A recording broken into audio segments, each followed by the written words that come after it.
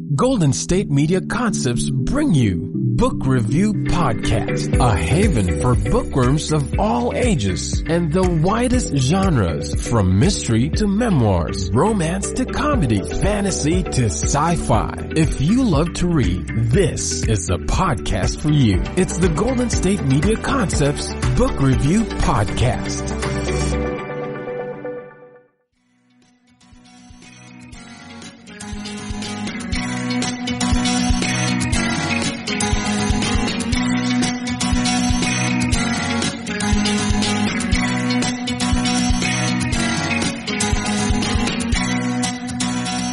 Hello and welcome to the GSMC Book Review Podcast, brought to you by the GSMC Podcast Network. I am your host, Sarah, and I want to wish you a happy St. Patrick's Day. Yes, it is March 17th, and despite social distancing, which I am trying to practice, it's not hard for an introvert to practice social distancing, but despite that, I pretty much celebrated St. Patrick's Day the same way I do every year, which is to wear green and wear ridiculous shamrock socks of some sort, ridiculous St. Patrick's Day socks of some sort. That's kind of how I celebrate most holidays, is with silly socks and themed things. I drink my coffee out of a shamrock mug, whatever. See, I don't get out much, so social distancing, not a problem. At any rate, one nice thing about having a book review podcast wherein I do all of my interviews via internet means that I do not have to cancel interviews with authors. I can still chat with them about their books because we are not in the same room. We are definitely not 6 feet apart. In fact, my interview today, the author was in Florida while I was in California. Definitely social distancing in that case. The author that I'm speaking with this week is Kiel Barnekov, and we are talking about his debut novel. It's called Shepherds of Destiny. It is the first in a series, and here is the description of that book. There are many who believe that there is no such thing as coincidence, that events are guided by providence to a predestined outcome. In Shepherds of Destiny, Providence incorporates the supernatural and futuristic medical technology to oversee and guide critical events, both past and future, to defeat attempts by evil forces to enslave humankind. So that's the description, and there's science fiction in this book. There's time travel. There is, it's set in the not too distant future. There's some pretty impressive medical advancements and technologies that are employed in this story that enable the story to happen in a lot of ways. There's a lot going on in terms of science fiction, not necessarily fantasy because it's science, not magic, but definitely in that realm of science fiction and historical fiction, because there is some time travel. There are 3 incidences of time travel, 2 to the past, once to the Civil War, once to World War II, and 1 to the future, somewhere in the 2050s, I believe, if I'm remembering correctly. So you get some historical fiction with the Battle of Gettysburg and an encounter between King George and Winston Churchill. So you've got various things, as I said, going on here. Science fiction, historical fiction, and pretty much a cliffhanger. I'm not really giving any spoilers by telling you that this is the first in a series and it ends a little bit abruptly. You're like, well, okay, clearly I'm going to need to tune into the next book, the second book. Very sneaky, Kiel. You did that well. At any rate, the book is called Shepherds of Destiny. I do have copies to give away, so stay tuned until the end of the podcast to find out how you can win a copy of Shepherds of Destiny by Kiel Barnekov. In the meantime, let's go ahead and get to that interview with Kiel. Kiel, welcome to the podcast. Oh, thank you. It's wonderful to have you here. We are here to talk about your new book. It's called Shepherds of Destiny. It's the first in a series. Before we get to the book, though, if you could share a little bit about yourself, that would be wonderful. Sure. Well, I'm down here in sunny Florida where the virus is spreading quickly, mainly from travelers coming in from other parts of the country, and They were coming from Europe, but they're not anymore. So maybe that's a good thing for a little while. But anyway, yeah, I live in Florida now, and I spent most of my career in the aviation industry. So, a lot of it with a couple of different airlines, and then I went into the airport industry, where the airports actually manage their operations, and all of that was under the realm of IT, if you will. I've been an IT director, IT manager for a number of years. And 2 years ago, I elected to step back out of that and start writing. It's been great. I've enjoyed the time off. I've enjoyed writing, so I'm here and loving it. That's wonderful. Okay, so as I said, Shepherds of Destiny is the first in a series. Can you give us an overview of the story of this first book? Sure. Well, it starts out in the year 2028, which isn't that far away, actually.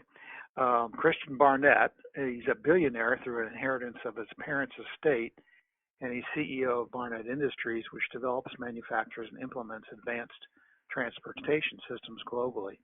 He falls ill at the age of 33 with amyotrophic lateral sclerosis, or ALS, also known as Lou Gehrig's disease.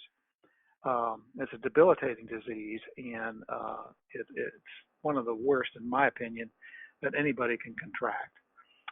Dr. Savannah Richards, neurosurgeon and research scientist at the Stanford Neuroscience Health Center, has developed a means to preserve the brain of a patient whose body has been irrecoverably destroyed, but whose brain is unharmed. Concurrently, Dr. Ansley Barnett, wife of Christian Barnett, is leading the development of a cyborg body indistinguishable from a human body for DARPA, for the military, U.S. military.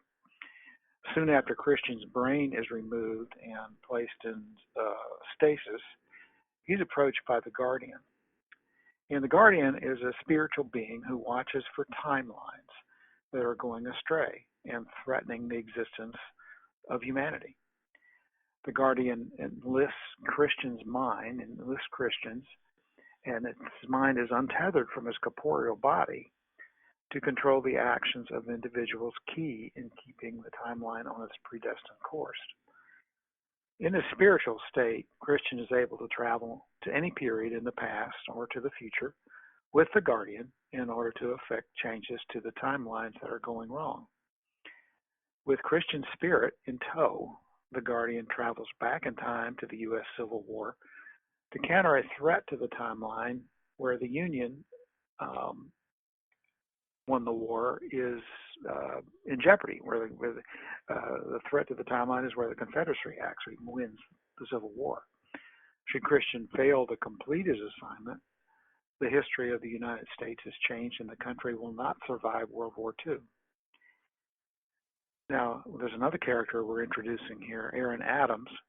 He's also suffering from ALS, and he's about 10 years later in the year 2038. By that time, Christian is pretty well along the path for ALS and is essentially almost completely disabled. Well, Aaron is approved for Dr. Savannah Richards' brain preservation procedure. But prior to the procedure, his mind is scanned. They're able to scan his mind and download it digitally to a cyborg body. Aaron is approached by the Guardian, since his mind is now also separated from his corporeal body. His assignment from the Guardian confronts a rift in time that threatens the outcome of World War II and ultimately the free world. Now, Christian and Aaron, under the guidance of the Guardian, then go forward into the future, to the year 2052, where the CEO of a high-tech information management company and two multi-billion-dollar telecommunications moguls have developed a new smartphone supporting an advanced communications technology. That technology enables the ability to control a user's thoughts and actions without the knowledge of the user or without the consent of the user. So, and that's basically, they are actually successful in thwarting that effort in the future. But what you'll see coming in book 2 is that when they go back to their normal time, actually it's 2042 by this time, when they go back to that time, they decide that they might be able to derail this technology that is going to be able to take over someone's mind and have them do things they otherwise wouldn't, using cellular communications. So that's where kind of leaves off at this stage of the book, and then goes, and then book 2 picks it up. And by the way, I'm about 80% of the way through book 2, so that'll be coming out hopefully in the next few months. I was just going to ask that. Thank you. Let me pop in here for a bit so we can take our first break of the podcast. When we come back, Kiel will be speaking more about his inspiration for this story, for this series. So stay tuned. You're listening to the GSMC Book Review Podcast, and I'll be right back.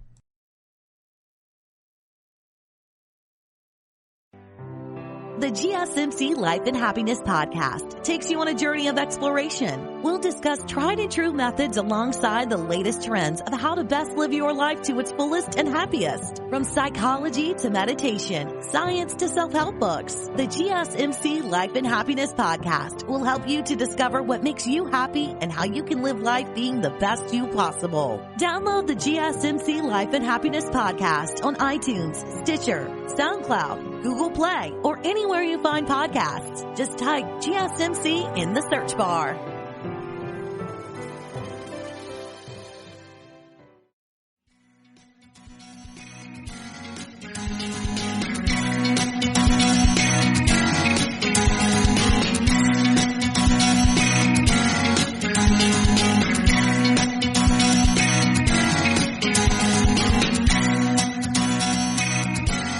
Welcome back to the GSMC Book Review Podcast and my interview with author Kiel Barnekov about his debut novel, Shepherds of Destiny. So what was your inspiration for not only the first book, but for this series in general? Well, really, I've always been a fan of history. In fact, I almost went into history as a professional in academia, but I decided not to at the last minute. But anyway, it's thinking about how certain events in history, we've come so close, many times to things going a different way, and what would happen if they did. And that's something that's kind of floated in and out of my head for a number of years now. So really, it was sort of putting it in perspective. And one story that I read by Stephen King called 11/22/63 about the assassination of President Kennedy, where the protagonist goes back in time and is able to thwart that assassination. But when he comes back to his real time in the future, everything is a total mess because Kennedy lived. I was like, well, that sounds interesting. This was a few years ago when I read it. Yeah. So I think that's what may have triggered my interest in doing it this way. The other part of it too is ALS. I mentioned earlier, it is that would be the disease I would fear the most, because you're mentally competent right up to the very end, so you're aware that your body is literally shutting down on you over a period of, could be 2, 3, 5, or even 10 years to get to the end. And to me, that's more scary than anything I can think of. Mm-hmm. Yeah. In terms of the historical events that you mentioned, you did mention two, one in the Civil War, one in World War II. What about those two events made you decide to use those as your jumping off points for changing the timelines? Well, when I started looking around, I started looking at the Civil War initially, and I was familiar with the history around Stonewall Jackson and Robert E. Lee and the relationship they had and the successes they were able to achieve together in the earlier part of the war. And that jumped out at me. And when I did some research, it looked like there were a number of historians that were in agreement that had Stonewall Jackson lived, then he and Lee would have won the war for the South. They were that good as far as being generals and leaders and military men. But when he left, it left Lee depending on others that were not nearly as competent as Jackson was. And the mistakes made at Gettysburg were the turning point in the war.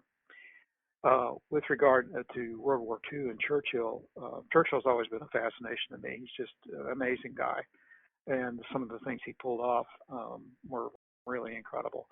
And the one that's in the book is probably the most incredible, where he was up against his entire war cabinet.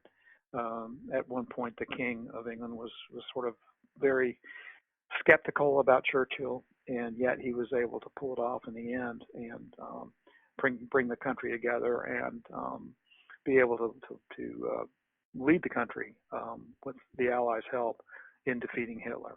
And that had he capitulated to them, to the war cabinet, and to their parliament, then heavens knows what would have happened if Hitler had taken England. It could have been a very, very different world today had he done that. Mm-hmm. Absolutely. So there's kind of multiple main characters in the story, because you've got Savannah and Ansley on one side with the medical stuff, but then you've got Christian and Aaron who are working with the Guardian. What about Christian and Aaron do you think will resonate with readers? Well, I think first of all, Christian being a billionaire, we have these billionaires. I use Elon Musk as sort of a remote model, if you will, for Christian, as to kind of being out there a little bit, very affluent, very, very well off. I mean, the description of the mansion I was able to put together from looking at a number of different of these estates out and, looking virtually online at these estates and what they had. And I think people look up, either they disdain them or they admire them, one or the other, which is kind of a love-hate thing for these billionaires. So I think that at least will bring people's interest in Christian. Aaron is kind of an everyday kind of guy. He was a programmer, if you will, and excuse me, he got ALS at a relatively young. He's a little older than Aaron, but he still got it at a pretty young age. And he's kind of the everyday guy, professional type programmer, IT guy, and just got caught up in this and had the opportunity presented to him because Ansley wanted to try the downloads that she had been experimenting with, downloading the mind to the cyborg body, but she didn't want to do it the first time on her husband Christian. So here comes this new guy, Aaron, and he's willing and ready. He doesn't want to face what he's looking at in terms of the outcome of ALS. So he says, "Yeah, do it." And so he's thrown into it and does very well, and ultimately later on becomes almost a partner of Christian as they go forward. And in book 2, they actually do get much closer together as far as professionally working on this threat of the cellular technology. Interesting. Yeah. So how much research did you do for the book? Because there's a lot of science in this book. Yeah, a lot of it's, I kind of had in the back of my head, but for the war, for the Civil War research, I actually went and visited Gettysburg, did a tour of the battlefields up there. I watched a number of different Civil War films about the war, about Gettysburg. Did a lot of it and read a couple of books. For Churchill, didn't get to visit England for the book, but I have been there several times in the past through my career. But reading about Churchill's professional career, a number of books, watched several dramatizations, movies, etc. That were and Gary Oldham was excellent in his depiction of Churchill, and that's really pretty much the research, the cellular technology and the technology side of it. I'm kind of more or less familiar with through my career in technology. So, and I kind of keep an eye on that still as far as what's coming out, what the new things are that are coming out, Envision, things like that. So. Okay. How many books do you envision for the series? This particular series, I'm going to close it out with book 3. I mean, like I said, I'm in the middle of, or towards the end of actually completing book 2.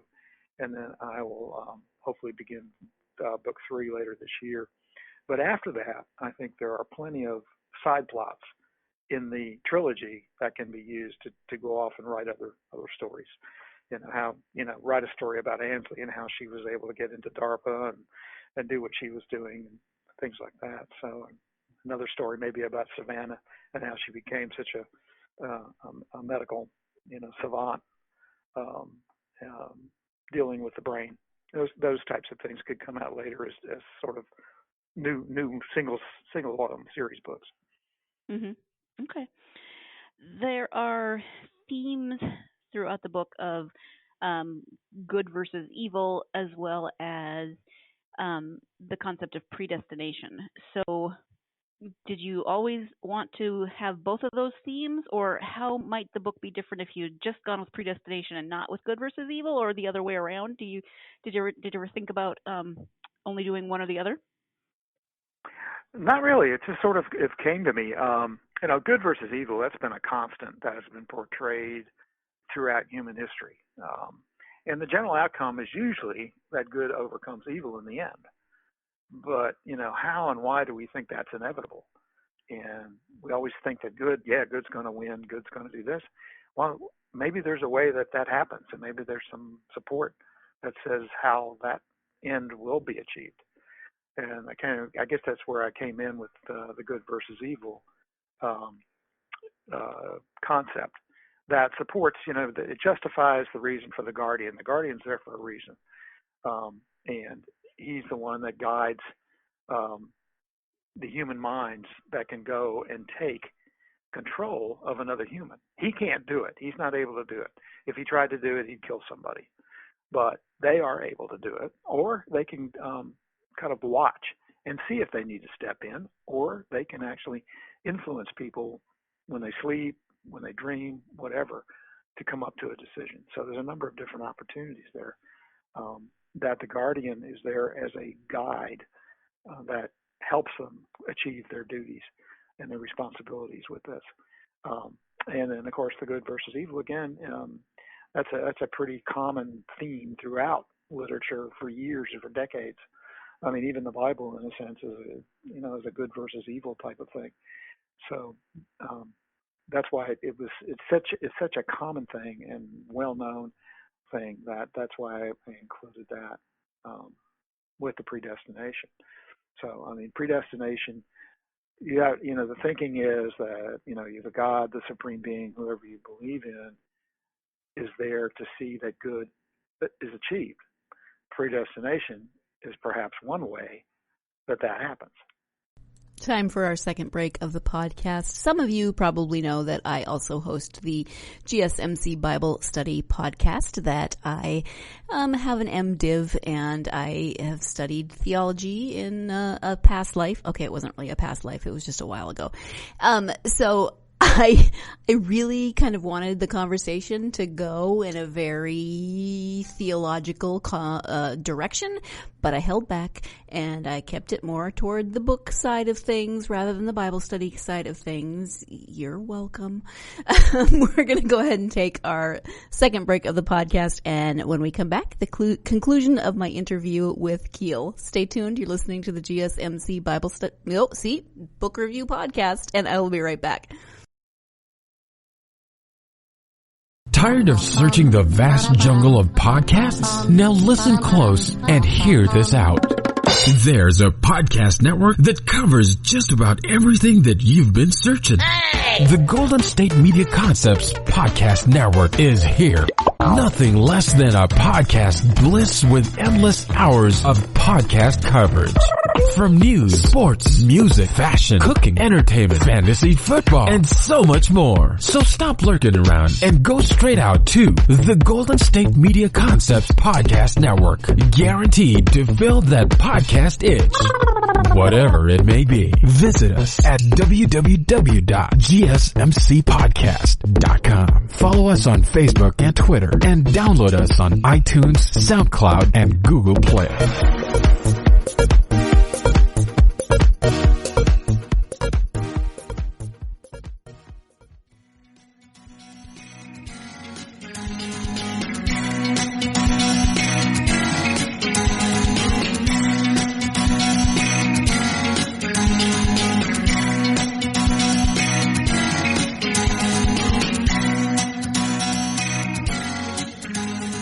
Welcome back to the GSMC Book Review Podcast. You have seen my book nerdishness, and now you have seen a little bit of my theological church nerdiness. Let's go ahead, though, and not talk about my nerdiness anymore. We'll go back to that interview with Kiel. Okay, and we could have a whole huge, long philosophical, theological conversation about predestination versus free will, and we could do that. But you do touch on that a little bit in terms of free will and predestination in the book. Will you be exploring those themes further in the next two? Oh yes, they're definitely there.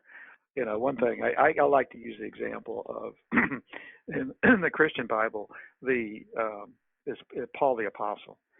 Paul, or he was called Saul before he was converted to a good guy, to an apostle. But he was a nasty guy. I mean, he was a persecutor of Christians. He was probably a murderer in many senses of the word. And all of a sudden, poof, God comes in and changes him. And now he's one of the greatest apostles that have been documented. And it's okay, you know, isn't that sort of the same kind of thing where control is exerted over an individual to get them to do something that they never would have done had not a supernatural element been inserted here. So that's kind of the one thing in my head or the one example in my head, I guess, that always stands out. Yeah, interesting. And again, we could have another huge, long conversation about that. Yeah. And we could argue whether or not Paul was still a jerk after he got converted, but that's another story. So you said you started writing about 2 years ago. Is it something that you'd always wanted to do and kind of had in the back of your mind? Well, actually, I kind of started writing when I was a kid. And I would write short stories, a couple, 3 pages, whatever, when I was 9 or 10 years old, and did several of those. I wish I still had them, actually. It'd be fun to show my grandson. But and then I wrote my first book. It was a child's book back in the mid-1980s, and didn't get it published at the time. Of course, you didn't have self-publishing back then, pretty much, like you do today with Amazon and everything. And then 2 years ago, I decided if I was ever going to get serious with this, I needed to really step back from my professional career and get to it and actually do it. And financially, I was able to do it, and so it worked out. But really seriously, for probably always wanted to do it, but never really had the time, raising a family, working full time, et cetera, and you just didn't really have the time to devote to it until I retired from my professional career 2 years ago. Mm-hmm. In the biography on the back of the book, you mention your grandmother, who was also an author, Fleur Conkling. Yes, Fleur Conkling. She wrote mostly children's books back in the 50s, 1950s, and she was always an inspiration for me. I mean, I loved her books, and she was always a special person for me. So that's why I mentioned her on my first book. Yeah, I love that. So from your journey to published author, do you have advice for aspiring authors? Well, I thought about that question. And first, write only if you enjoy writing. You shouldn't write if you think you're going to be on the New York Times bestseller list or get a movie gig, because you probably won't. There are thousands of new books published every day now, and yours will be a drop of water in an ocean. But when you do publish, don't be shy about telling anyone you know, and even those whom you don't know. It's best to have as many evangelists for your book as possible. Kind of build a team, a social team, if you will, that will help evangelize your book for you. And that definitely, I know it helped me, and I'm sure it would be advice to just about any, particularly new author. Okay, thank you for that. When you take the time to read for yourself, who are your favorite authors or genres? Well, I mentioned Stephen King earlier. He's certainly one that I've read for a number of years. And actually, I have a postcard. We sent him a little postcard back in the 70s. When I think we read The Stand or one of his earlier ones. And sent him a postcard, sent him how much it was, and he sent a postcard back. It was really kind of cool. I still have it. Oh, fun. Yeah. But other than King, I love Asimov, and I like Sanford pretty well, and Lee Child pretty well. So. And you mentioned your grandson earlier. I'm always nosy about what people are reading, especially at various different ages. So, do you read with your grandson? Not too much yet, but it's probably something I will be doing. In fact, I gave him some excerpts. His name actually is used in book 2, and I gave him some excerpts to look at. And he was like, "Wow, this is really cool. Is that me?" I said, "Sure, that could be you." Nice. So, yeah, he's a very talented kid, very bright kid, and he's probably out of my 5 grandchildren, I think he's probably the favorite right now. Oh, I'm not going to touch that one.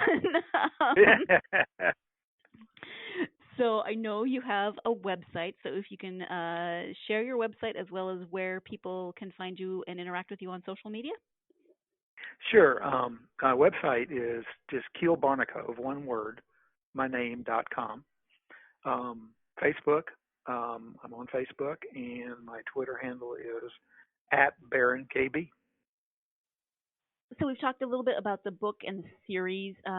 Is there anything, though, that we haven't covered in this interview that you want to share about writing or the book, anything that we haven't touched on?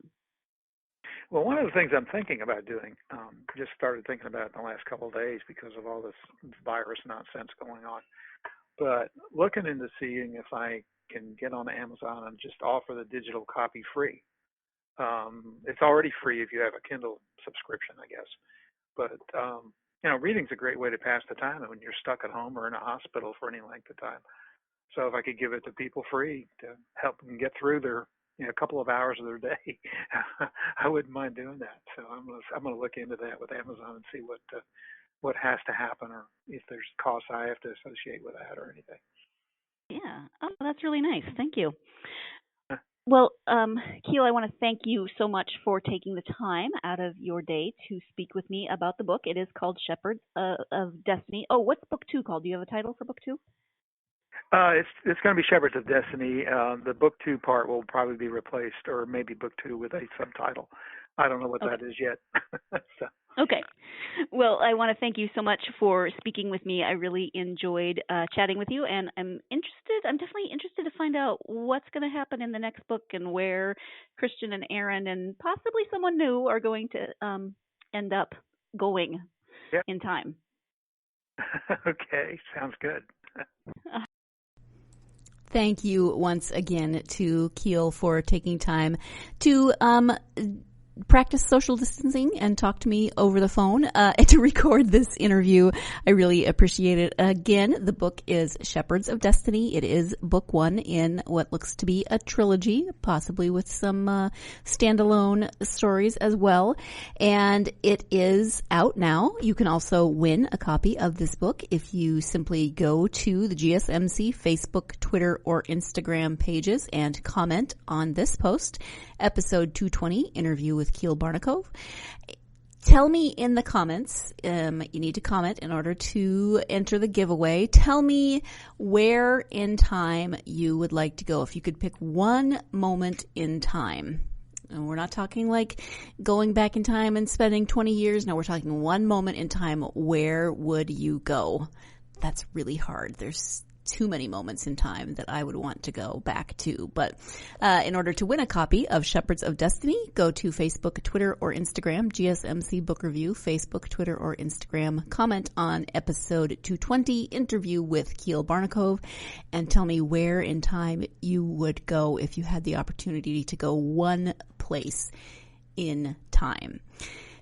Thank you, as always, to you, my listeners. I appreciate it. I hope you had a lovely St. Patrick's Day, whatever that involved. I hope you're staying safe. I hope you're washing your hands and staying healthy. And please don't hoard toilet paper. Please. It's not cool. Don't do it. Build a book fort. Build, do other things, but don't hoard the toilet paper. I'm asking you from the bottom of my nerdy little heart. Thank you, as always, for joining me. Join me again next time. In the meantime, perfect chance to get lost in a good book as you practice social distancing. I'll talk to you next time. Thanks. You've been listening to the Golden State Media Concepts Book Review Podcast, part of the Golden State Media Concepts Podcast Network.